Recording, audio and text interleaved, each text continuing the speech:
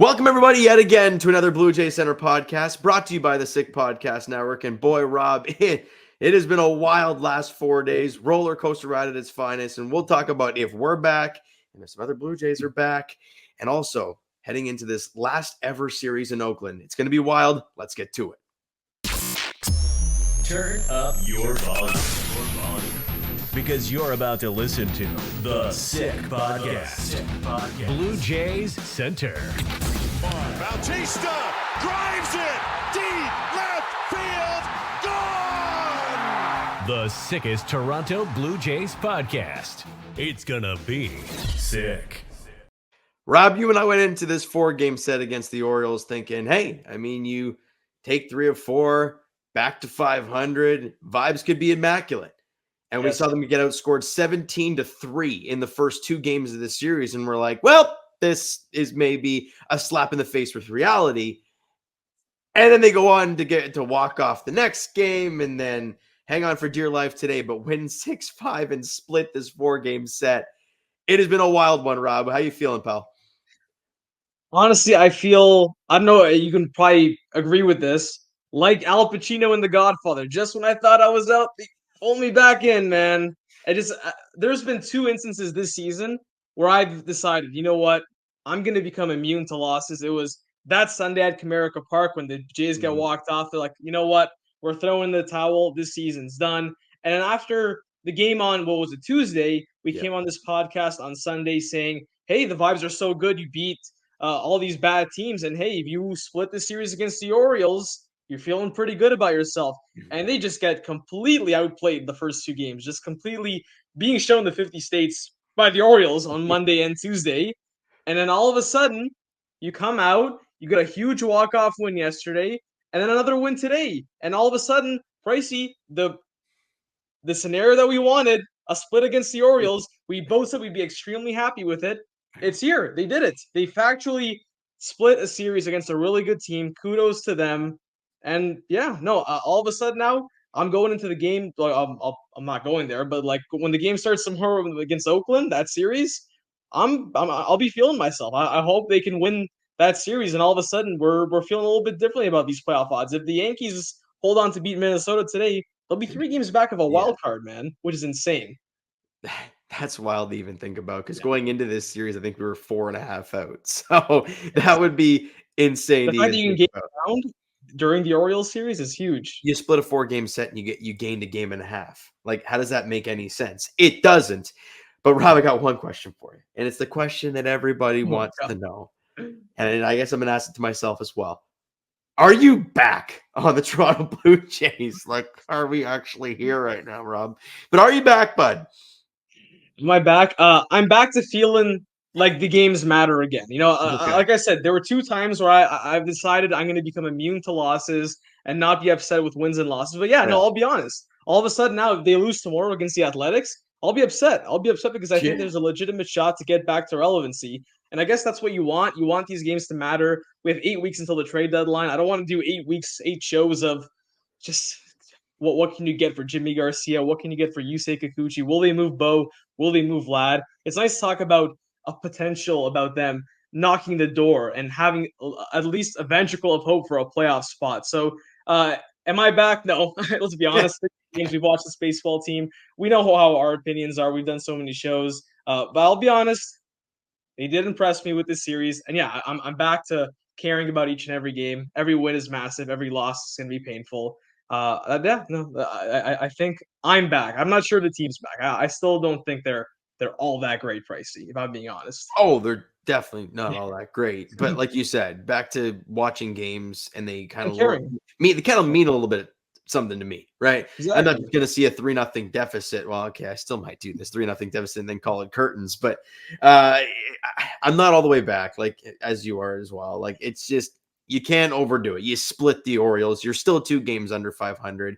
However, like you did say, Rob, we've gained a game and a half in the wild card spot since we started this series, which is insane to think about.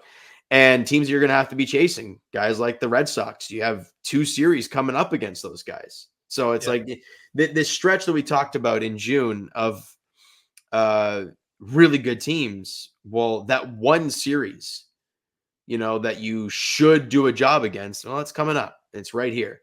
And this is where you got to do your damage, right? And we'll talk about that later on. But still recapping this Orioles series, Robin, the big takeaway I get from it, there's two things. One, obviously Vladdy, and we'll talk about him in a second, but Yusei Kikuchi. I mean, we talked about it in the last pod. I talked about it on Tuesday's show on the Blue Jays Center page about Yusei Kikuchi's last two starts have been awful. The Orioles offense is great. Yeah. And I was worried going into the start. And he was electric today. Yeah. Other than a missed pitch to Adley Rutschman, which seems like he's turned into the Ryan Mountcastle this season against the Blue Jays. We're hitting home runs like every at bat. But other than that one bad pitch, he was dynamite today. I just loved his fastball velocity was up there. He's hitting 97. I love what I saw from Gooch today.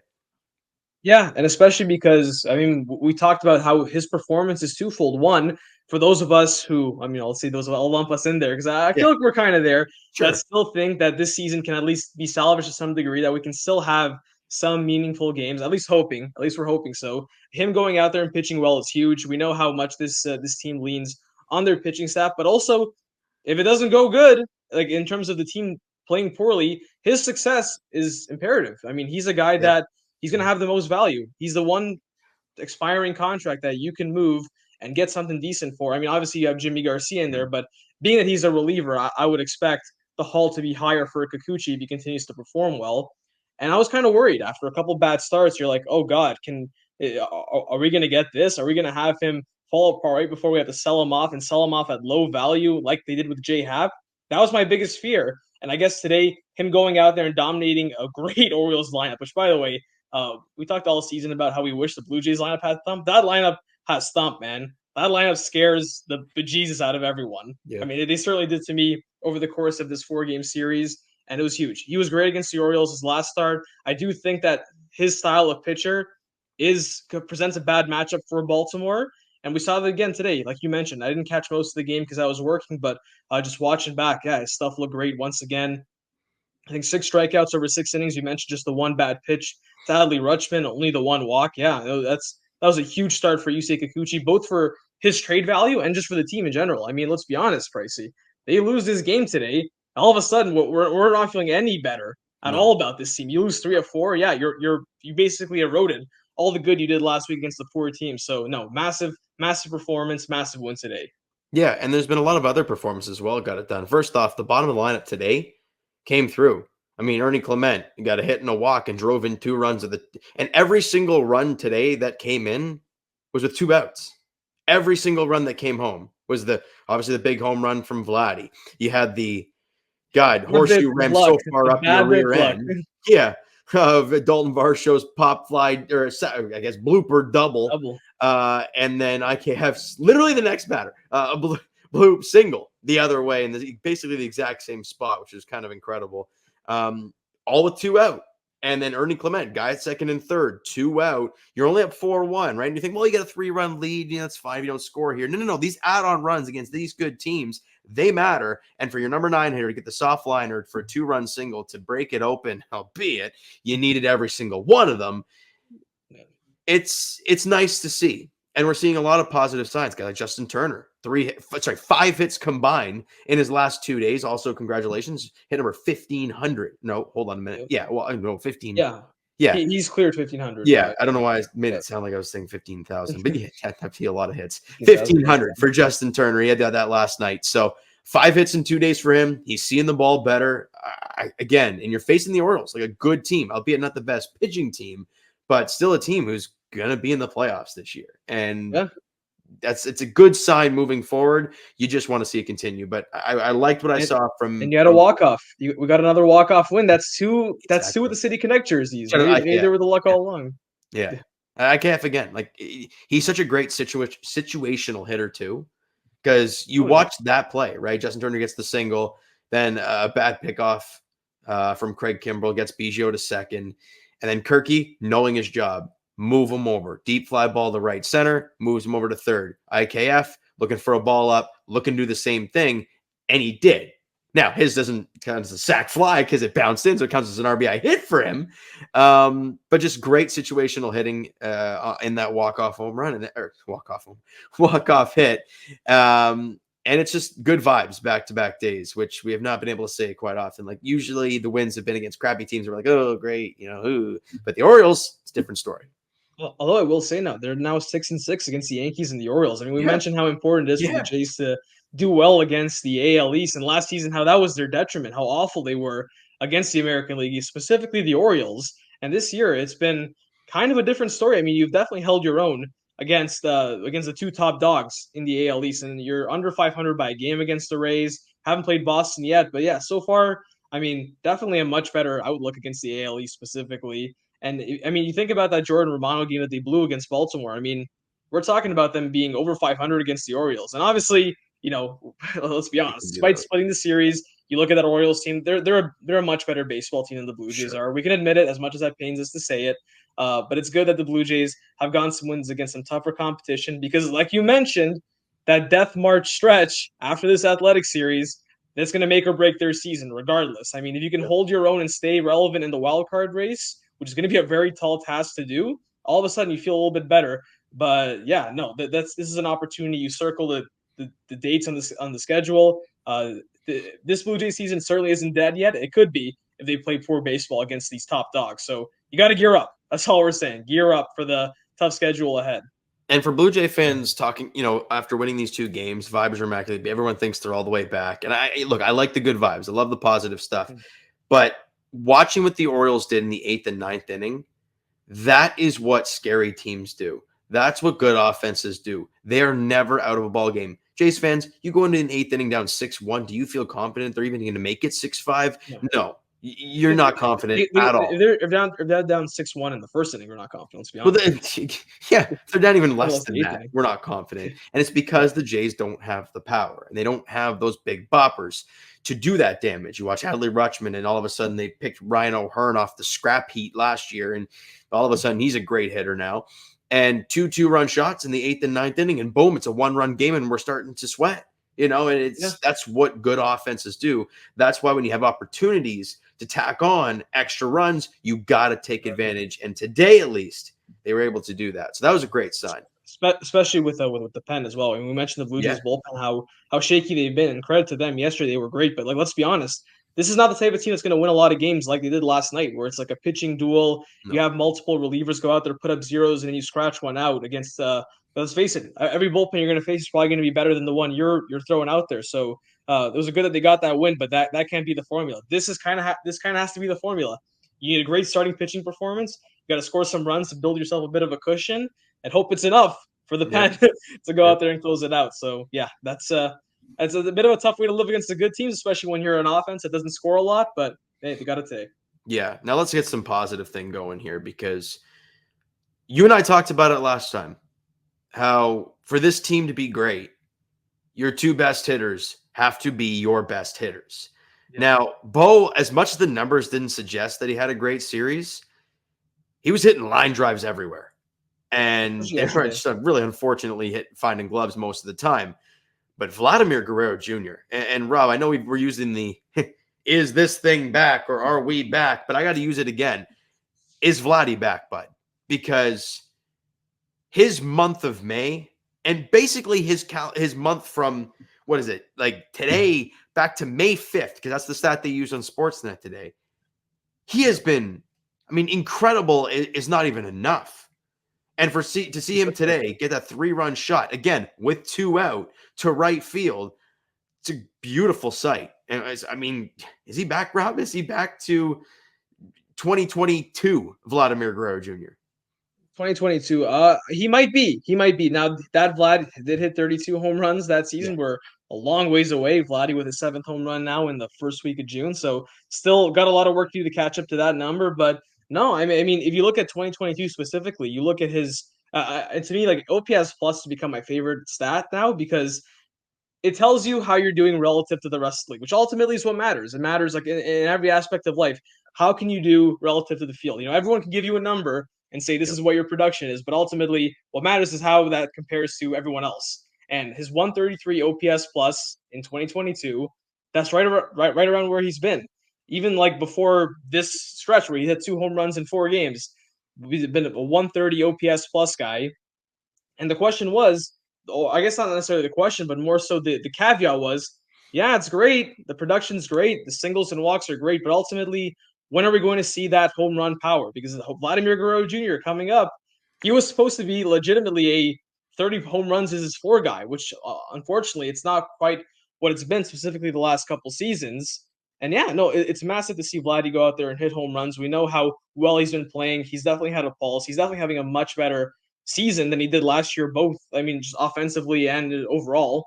I mean, it's been a better year. And yeah, it's always nice to see him hitting power surges like this. Vlad's too good of a player to have 5 home runs heading into the first week of June, which is what he did literally a week ago. So you need to see a lot of long balls from Vlad. You mentioned it just this podcast, how this club is going to need to hit home runs if they're going to be even anything on offense, be even competent.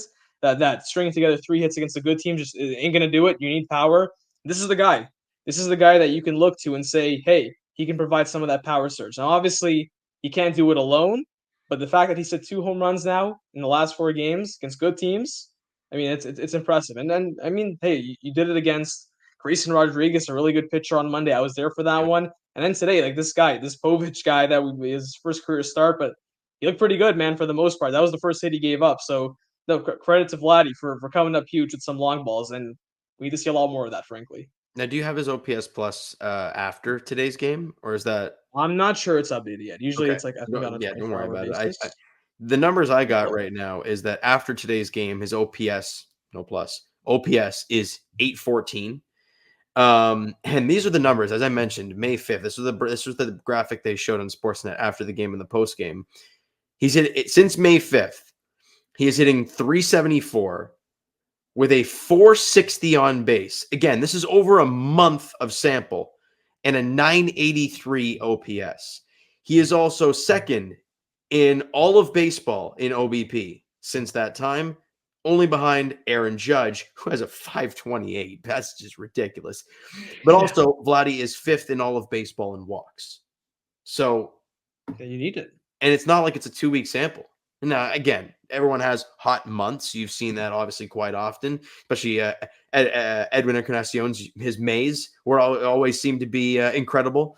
But regardless, man, he's seeing the ball well, and he is just, I mean, not only did he have the home run today, he drew a walk late in the ball game, and he had that ringing long single off the wall. I mean, he's ripping line drives, and that's what Jays fans have wanted to see all this time, is when you get the ball in the air, this dude is elite.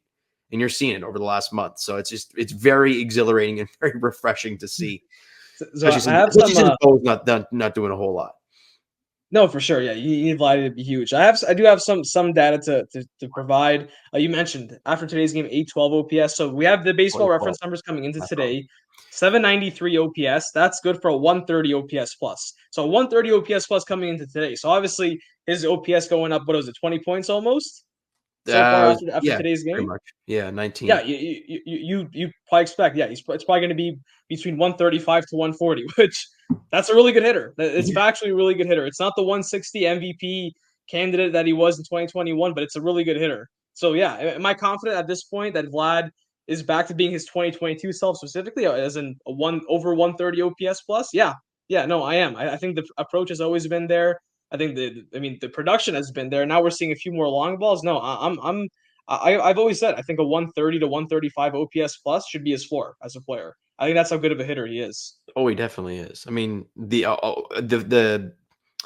what's the thing? The graphic or the stat that they always bring up, and it makes Jays fans want to punch their TV, is exit velocity. He's always top. Oh God. Yes. Yeah, and he's killing worms, right? That's launch angle. Yeah, honestly, right? And that's the stuff it just frustrates you to no end.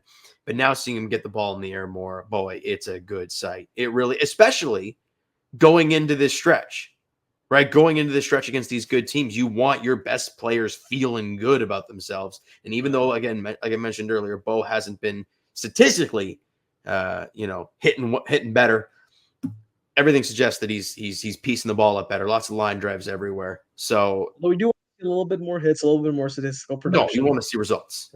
Yes, you need results, and this is a results business. Bo's not gonna get paid on having a 600 OPS, but a good hard hit contact. No, that's not gonna happen. Even though he's gonna get paid like. I will say though, I kind of look at it a little bit of a glass half full approach because you think of how this season has just like it doesn't seem like a lot has gone right yet for some reason. You look at the standings, and despite them still being under 500, they're still under 500 team, 2 games under, only 3 games out of a playoff spot. You still haven't gotten great Bo. I mean, we've seen stretches of it, we've seen flashes of it, but I do think that there's just too much talent. There's too much track record for a great hitter like Bo, where you got to think at some point some form of offensive explosion is going to come, and hopefully it take until September, like it did 2 years ago when he got off to a similar start. But I do think that by the end of the year, Bo's numbers, while they might not be as good as they have overall for his career, I still feel pretty confident that he'll be right around definitely an above average big league hitter. I don't see a scenario where the season finishes and he still has an OPS in like the low 600s. I think some regression to the mean is coming for him. And even George Springer, to that matter. Like, remember we were talking about him in the no, I know age. I get it. And look, I understand Bo's a lot younger and his track record recently, and I get that stuff. But George Springer, didn't he have an OPS of like 560 at some point? I mean, it was pretty pathetic. Yeah. Again, I know it's up near 620 now, so it's more reasonable, but I don't expect that sort of hot stretch that you expect Bo to have from George. Let me just put it that way. Yeah. Oh yeah. From a great positive in Vlad to a kind of a worrisome topic. Kevin Gausman. Yeah, Rob, he hasn't been good recently. Nope. 13. Well, I would say he's been better recently, except for that last start against Baltimore was pretty bad. But if you look at it, actually, he had a couple good starts in a row before then. Right, and I believe that was against the White Sox and Pirates, or White Sox. I believe it was 2 White Sox games. Oh, was it 2 White Sox starts? So yeah, I'm sorry, I just can't build off of that. If you have two really good White Sox starts, and then you allow 6 1/3, 6 hits, 6 runs, only strike out 3. And walk 1 and allow 3 bombs to the Orioles. I can't look past that. The numbers suggest now, the score has been awful at update. 12 starts now for Gauss in the area of 460. It's not good. Strikeouts are under strikeout per inning at this point. We all know that's been he's a strikeout machine. He had over 200 last year. Yep. Didn't he lead the American League in strikeouts last season? Or was it close to it at least? I think he might have actually. He might have. He had over 200 the last 3 years. 237 strikeouts last season, 200 in 185 innings. Right now, he's sitting at 59 and 60 and 2/3 innings. Yeah, he hasn't been good. And we're 2 months into the season. How worried are you, bud? Yeah, so we're going to go the Stat Genius segment is going to be about Kevin Gausman, a little preview there. It's going to be about the actual numbers and how bad he actually has been. We're going to go into that. But right now we're going to focus just on the narrative side of things in terms of how worried. Yeah, no, I'm worried, man. I think at this point we started at the beginning of the year saying it's early in the year. He's coming off an injury. He might have gotten rushed a little bit, and how the weather affected his stuff. The velo was down, and to a degree we were somewhat correct. He did normalize to some degree. He did put up some pretty decent numbers up until, like you mentioned, this last start against Baltimore on Monday. But no, man, I was there, and there was no velocity dip. You look at the velocity; it was consistently 95, 96. I mean, nothing really too concerning, and yet it just seemed like every ball was hit hard. It was going to the warning track. He obviously gave up the 3 home runs, ton of hard contact. I mean, I was sitting with my buddies who, they're big baseball fans, but they don't analyze the game quite like us, and they were saying like, oh no, they're on everything. Every ball is hit hard. Every ball's even the outs are finding gloves. So yeah, it was tough to see because I really thought that if they were going to split this series, you have to win Monday. Ultimately, because Tuesday you had the debacle bullpen day, which, I mean, I'm not sure if you want to touch on more. That was pretty awful. And then obviously knowing Kikuchi, we didn't know how he would do based on how poorly he had been pitching himself. But no, at this point, like, look, a 4.60 ERA, you mentioned, under a strikeout an inning. Like, just those numbers on the surface without having to deep dive. Like, those aren't Kevin Gausman-esque. And unfortunately, the reason is, Pricey, is that what maybe is skewing my perception a bit, and it always does, is that whenever a pitcher has an extended rough stretch like this, I tend to look at the age. I look at the birth certificate, and I see a guy who's, I mean, he's going to be 34 this season? I mean, what I'm saying is that you historically, and I said this with George Springer early in this year, all last year, when you see a guy going through an extended stretch and approaching his mid-30s, that's probably something redeemable there. There's probably some legitimate red flags there that it's a sign of decline. And we don't have to go into a whole philosophical debate on the front office, but this is what happens when you can't develop any starting pitching. When you can't develop any pitching and you're forced to go out there and pay for starting pitching. You're not going to get younger in free agency. You're going to get guys who you're going to give you a couple good years and then they're going to kind of tail off. And right now, I mean, you still want to have confidence in Kevin Gausman being how great he's been the last 3 years, a legitimate Cy Young candidate. But yeah, no, I don't think it's not overly inconceivable to me that this is a guy who's had a great career, who's given you great value on his contract, but now we're starting to see the decline a little bit of decline. I am worried, but the question is yes, I am worried. The answer to that question. I am too. And I'm trying to look back at all of his starts this season and trying to find where there is kind of light at the end of the tunnel. And there was a 3-game stretch that he had against the Nationals in DC, the great 7-inning 1-run performance against the Dodgers. That game in KC where we were at the nightmare. Vladdy didn't make the catch game. That one where the season turned around. Yeah. Yeah, it is very true. And then obviously the Minnesota Twins start, which again, it always happens. And other than the Orioles start and that Twins start, like I'm looking at his numbers here and he allowed 3 earned runs against the Rays. And other than those 3 of allowing 3 earned runs, he hasn't allowed more than 3 earned runs since April 12th against the Rockies. Yeah. So the strikeout numbers are down. That's definitely a big thing to look at. I'm trying not to be worried, but I can't help. Here's the thing too. Here's the thing too. Like when you mention worried, it's like there's degree of worrying. Like, am I worried that he's not an ace Cy Young candidate? Like, yeah, I am worried based on that this season. Like, I'm worried that he might not be that anymore. But like, I still have confidence in him to at least figuring it out and being a decent starter. You know what I mean? Like we mentioned how important it was for, Jose Barrios to have the season he's had, and obviously Kikuchi, because you were going to expect some sort of decline at some point from some of these guys. And look, the problem is that you can afford some Kevin Gausman decline if you have a good lineup, if you have a good bullpen. Yeah. But obviously we know what was the preface of this team. We've talked about the last, few weeks now, that their starting pitching needs to be elite for them to win. And yeah, you look at what the 5 spot looks like. The Bowden Francis, he's the guy who's going to be making the bulk starts for you in that 5 spot for the foreseeable future. I mean, until they find a better option, which right now you look at the AAA rotation, it's not a whole lot there. There's not a whole lot of guys you feel confident in. And yeah, when you only have 4 starters you feel confident in, I feel like you just can't afford to have any sort of decline from a guy you were expecting a lot from. And obviously that's not Kevin Gausman's fault. That's more so it's obviously the front office's fault, which there's a common theme on this podcast. A lot of stuff seems to be the front office's fault, which I mean, I don't think we're being facetious by saying that, but yeah, it's unfortunate that you're asking for a guy who might be declining that, you can't happen. You need to be great in order for us to have a shot. It's just a bad situation to be in. It definitely is. And let's get into that more of a deep dive. She teased it off the start, Rob. Let's get this thing rolling and see if Jays fans at home should be worried about Kevin Gausman in this week's Stat Genius segment. Let's get it.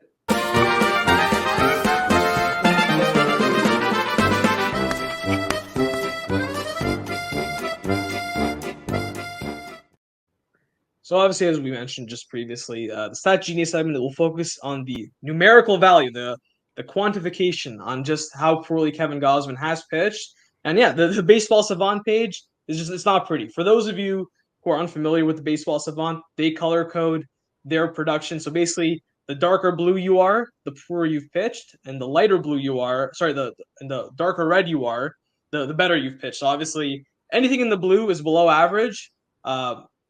I'm going to do a disservice to the listening crowd. Those of you who are watching will get a better chance. But here is how it actually looks like. Here's how it actually looks like. And hopefully it'll focus there. So you can see there, whole lot of blue. And I'll read some of those. For the positive vibe crowd, what are the 2 beautiful looking red ones there? Where are they? The two bright red ones, the chase rate, so he's still Okay. getting a lot of chase on his stuff, which Okay. is a good thing, and the Good walk thing. rate. He's never been a guy that's walked a lot of Sure. guys, so yeah, at the very least, you have that working for him. He's got that working for him. But I'll read some of the numbers out there so you don't have to squint and look at all those those little percentile Just numbers. for the listening Yeah, crowd, go ahead. those were the only two things that were in the positive red side of it. The We're in rest the of red, it yes. were kind of mid Everything else or is not pretty blue. good. So, yeah, go Yeah. for it, buddy. So we'll start with pitching run value. So essentially, how you rate as a pitcher, just your stuff in general. Ninth percentile out of 100. So pretty dark blue on there. 10th percentile in barrel percentage. So they're barreling up pretty hard. Yeah. Hard hit contact, 20th percentile. Although I did a little bit of a deep dive, Okay. he did have some pretty bad hard hit and barrel percentile numbers last season. However, the biggest drop off for last year up until now, well, there's been a huge drop off in just about every category. The two biggest ones, the two that he was great in last year, 93 percentile in strikeout percentage. Hmm. He's 52nd this year. So he's Oof. been a middle of the pack pitcher in terms of a strikeout. He's been an elite strikeout pitcher, obviously last year and the years prior. All of a sudden now, very much middle of the pack. It's not a good sign. And the whiff percentage. So how often are they swinging and missing? He was 71st percentile last year, really good. He's below average this year in that. So those are the two biggest drop offs. So baseball savant, which is I think a pretty good indication on how your performance has gone. Yeah, no, it looks ugly. There's not a whole lot of positives to pull out from it. It's not as if it's okay, here are the bad numbers, but look under the hood, everything looks okay. That's what we happened with Vladdy all these years. Despite the fact that he's been underwhelming performance wise, we at least had those numbers to fall back on. Unfortunately for Kevin Gausman, it doesn't support that he's deserved a better fate. I mean, the FIP, his fielding independent pitching, is 3.7, like in 3.7s, I believe. So suggests that there's maybe a little bit of bad luck, but for a guy who has the type of splitter that he has, you look at his career numbers. He's always had a better fielding independent pitching than ERA because that's just the nature of the splitter. It's going to take nasty hops. Sometimes it's going to find holes, which we saw a lot last year. It is not a whole lot of that going on this year. So yeah, I will say based on Baseball Savant, based on the data, yeah, I think you should be somewhat concerned about Kevin Gausman. Well, there we go. So it kind of backs up all the numbers that we talked about earlier, and Yep. it's more worrisome now. So basically, what we just said there is, should we be worried? Yes, you should be worried about Kevin Gausman, but not to the George Springer extent of worry, in my opinion. We're not there yet. We're not there yet. Yes. No. So now we didn't do it on the farm segment last week, or I guess last podcast. Because we wanted to let things linger. We wanted to let things grow because it's like, holy crap, without your top 5 guys even playing the damn game of baseball, it's hard to find dudes that are playing well. But now that we've had some more time to let this thing flow a little bit and some of the guys are playing pretty damn well, let's see who's trending up and trending down on the farm.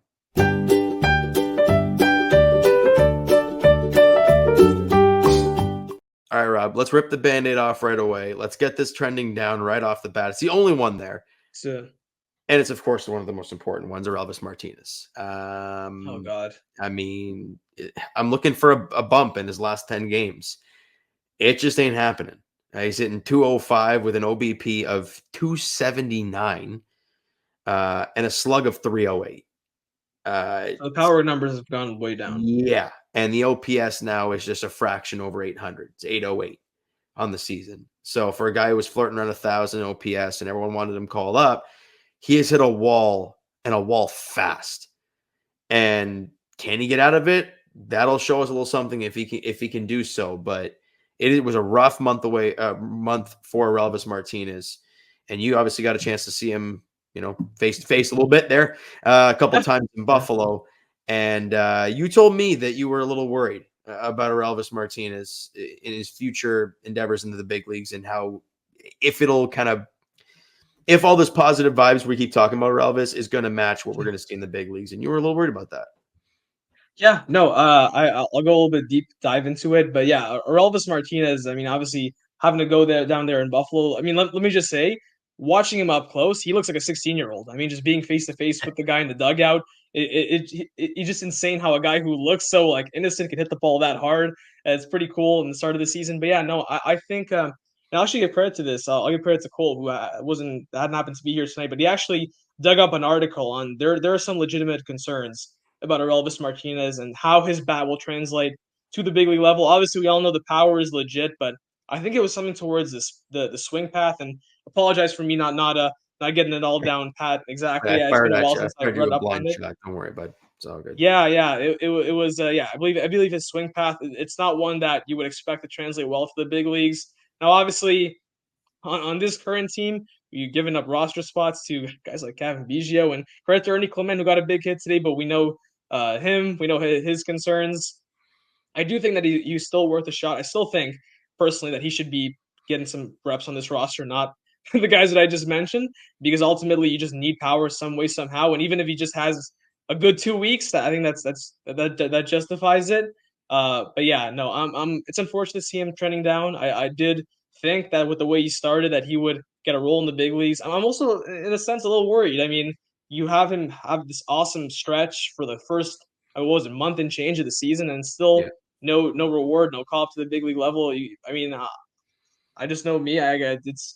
It must feel a little bit disheartening to not get a reward. Like, oh, what more do I have to do? Kind of feeling. Hopefully, it's not just that. Hopefully, he's just going through a rough patch and he'll be back up shortly. But yeah, no, that's it's unfortunate that you read up those numbers. I mean, every time you read off the On the Farm segment, I'm always hoping to hear positive news with him. But yeah, unfortunately, it's been a bit of an extended slump here now.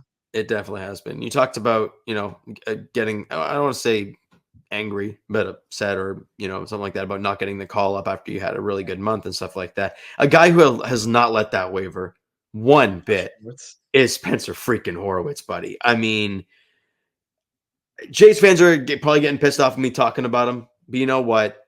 The dude's too good for AAA. We learned that last season, and he's just reiterating it this year. I mean, these are his last 10. He's hitting 389 with a 522 on base and a 750 slug, which is a joke. And then you look for the season numbers, 332 average, 455 on base, and a 965 OPS. And we talked about it. Nugget today? Sorry? Did you see the BNS nugget today? I did not. So he mentioned on the morning show with Ennis Buck. Yeah. I know it's Ennis Buck. It's Ennis Gunning on the morning show. He mentioned how the Blue Jays were going to leave for Oakland tonight, and he wouldn't be surprised if Spencer Horwitz joins them on the trip to Oakland. Now, I mean, we've had no word. I'm sure at this point that flight's taken off. I'm not sure if Spencer Horwitz is on it or not. I'm sure if he was, we would know about it. But it just seems like, and to be fair, when I heard this nugget, it was aggregated, so I'm not sure what the context was, if it was an opinion or if he had actual intel on it. So I apologize for putting that out there without knowing for sure. But I mean, the fact that Ben, who's pretty locked in, he's a friend of the program, he's been on our old version of the VJC podcast. If he's saying stuff, I'm listening to it. So I'm a little bullish that we might see Spencer Horwitz pretty soon, despite the fact. I mean, not despite. I mean, we've been talking about it for forever. So hopefully, finally, it'll come true, and we'll get a look at him at the big league level shortly. Rob, let's be honest here, bud. You and I have traveled enough to know that Pearson flights, they probably haven't taken off yet. Spencer's flying from the Buff, buddy. That thing is fair enough. At its finest. So he could be already in Oakland. The Jays are still at Pearson figuring it out. But no, it's possible, bud. I'd be excited because it's a new face. It's a guy who deserves to be here. Yeah. And I think everyone would be excited except for Daniel Vogelbach. Yeah. Except I don't know, with good vibes. Okay. Well, our producer Sammy just checked it out, and Horwitz is in the AAA lineup tonight. So either he's flying out after the game, which would be nuts, or it's not happening. At least not today. So we'll keep an eye on BNS and see what he has to say over the coming days. But let's get to it. The positive stuff, other than Spencer Horwitz, guys like Alan Roden, who's a guy that he's in your top 5 prospects. He's right there. And over his last 10, he's starting to figure it out again. He had a really good start to the season, had a kind of mid slump in like the first 2 weeks of May, and he's figured it out. He's in 297 with a 438 on base in his last 10 with an 818 OPS. And he has 7 home runs so far this season. He had 10 all of last year. So something to keep an eye on moving forward, tapping into a little bit of power, which again, especially from the left side, It's not a bad thing to have, especially with an outfielder. So it's a good sign from him at Double A New Hampshire, really starting to get things going. My guy, Emmanuel Bonilla, who I've been obviously all over the place about this season, over his last 10, he's hitting .316 with a .435 OBP and a .526 slug. So he's been a lot better recently, starting to draw some walks. He didn't really do that at all to start the year. He didn't have like a walk in his first like 5 or 10 games. He's got like 3 in his last 2. So he's starting to figure it out a little bit more. And 2 guys. Well, maybe I think I mentioned this guy once, but the other guy I have not.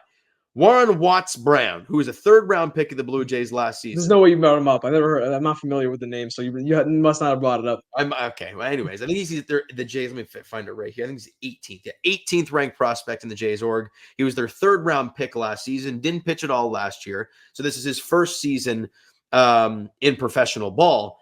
And this is what we got going on here, Rob. He's got 1-4, but who cares? Wins and losses. 3.43 ERA, 42 innings pitched, 56 punch outs, batting average against only 226. He has been great. That'll work. And he's a pretty big boy, right? Yeah, 6'3", at 22 years old down there in Dunedin, starting to pitch really, really well. So that's a great sign. Like you talk about homegrown pitching talent, you need to start growing that. Could be one down the road for him. And the last guy, Blue Jay center legend. I haven't mentioned him at all.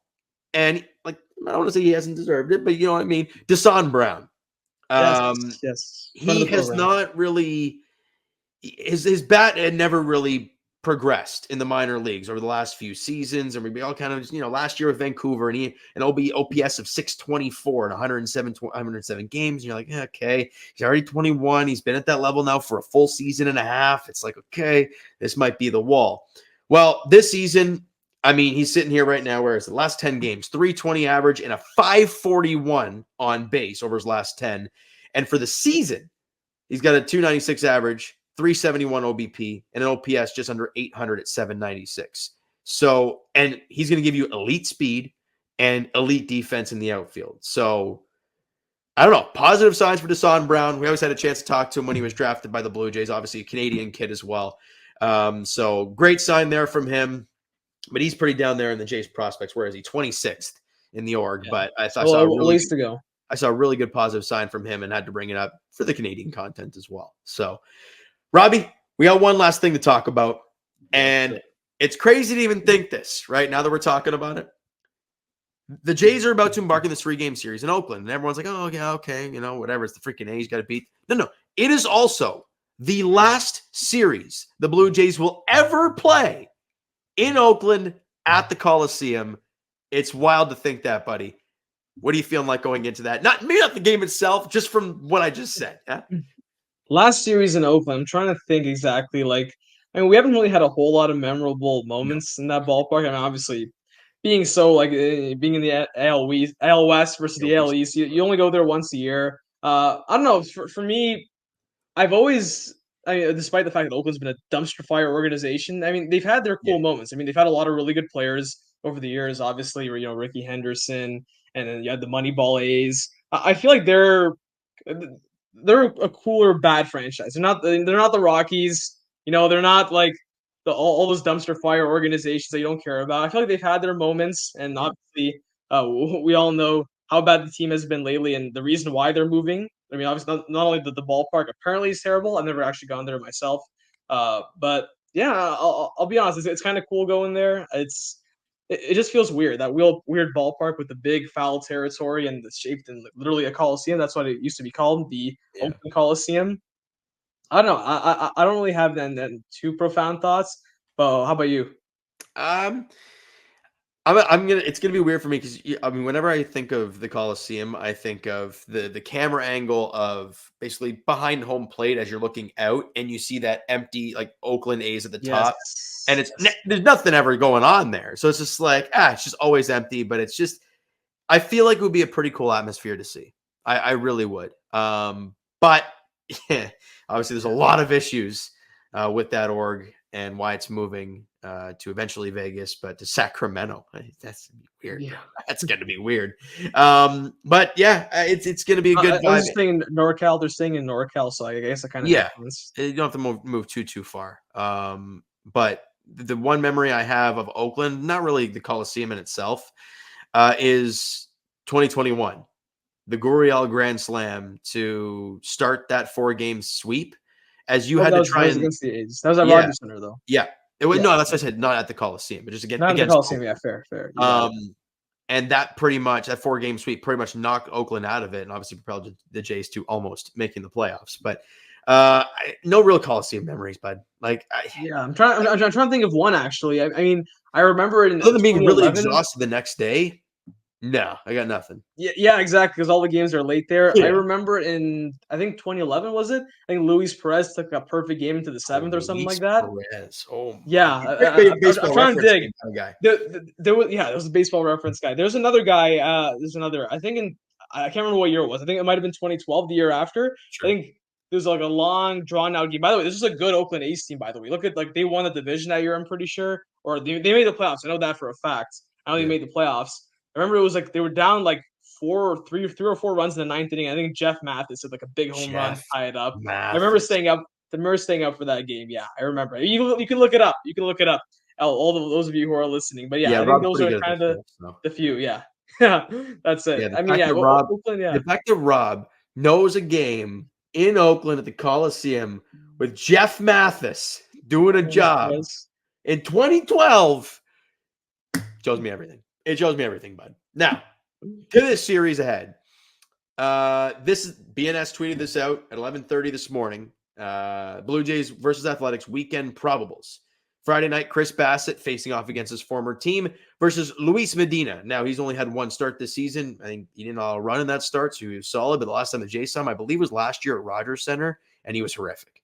So we'll see what happens there. Obviously, different year. Who knows? He could be better. And obviously, the Jays offense still no good. So who knows? It's worse than last year. Saturday's game is going to be interesting. Not only is it Kevin Gausman, you get to face off against former Blue Jay farmhand Hogan Harris, who was one of the main pieces in the Matt Chapman deal a few years back. So he's been throwing for them. I'm going to try and pull it up quickly if I can get it. Wait. Was he in that trade? He was in that trade. Yes, he was one of the pieces because he had Tommy John. They drafted him, and he was like, "Oh, I'm pretty confident he was in that trade. If he wasn't, then I don't know what the hell trade he would have been in." Let me. Yeah, he might have been. Yeah. Yeah. So he's only thrown 14 innings in the big leagues, 3.14 ERA, 15 strikeouts. He's walked 6 guys. He's been fine, but nothing too special. But going up against his former team and being a Toronto sports fan, you're used to nightmares against your former players. So against Kevin Gausman, who we all want to see do well and turn things around, it's kind of scary. In the finale of the series, Mitch Spence for the Orioles. I'm so used to seeing those guys. For the Oakland A's. And it's that weird, nasty bullpen game that could happen again. Oh, God, yes. I was about to ask you a question. This is a must sweep, and I remember that. No, that you just reminded me that you can't expect to win any game in which Bowden France is going to be featured as the bulk guy. Do we know if Yariel Rodriguez is good to go? Bowden France. Dan on the broadcast did mention that he had a good outing, his last outing in Buffalo. I believe it was only 3 innings, though. He's coming out of relief specifically because they don't want him to be a starter anymore. Well, is that what they do with? Do they piggyback him with Trevor Richards though instead of Bowden Francis? Part of me wants to, but at the same time, I'm just not sure if he's ready. He looks ready. He certainly looked better than Bowden Francis did in his small cup of coffee in the big leagues, but I'm just not sure. I'm not sure what his status on him is. We all know coming into the year how careful they want to be with him. Obviously, he didn't pitch at all last year in professional baseball, and coming in on an innings limit with that injury, I'm just not sure how feasible he's going to be as a realistic option moving forward. I think at the very least, I shouldn't even say at the very least, I think he probably is just a bullpen guy the rest of the year. I think that's why he's rolling this team moving forward. Yeah, that makes sense. I kind of see that as well, kind of the long man spot out of the bullpen for him. But what do you need to see, buddy? I think I was sitting here doing my own video a while back, and I said, a series win is what you want. But I'm like, do I want to be under 500? And now Siri's going to start talking to me. Why are we doing this right now? Right in the middle.